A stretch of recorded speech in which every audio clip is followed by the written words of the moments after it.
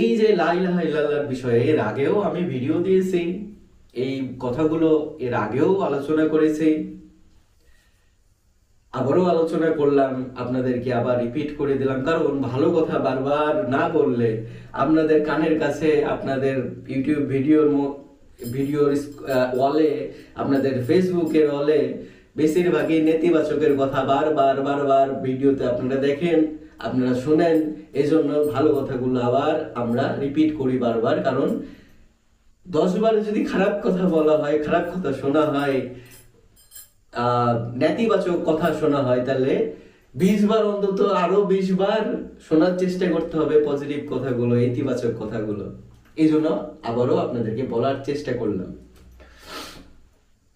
তো যাই হোক, আজকের এই জিকিরটাতে আপনারা ইতিমধ্যে জানতে পেরেছেন যে 7টা লতিফার কথা আমি বলেছি। এর আগে 6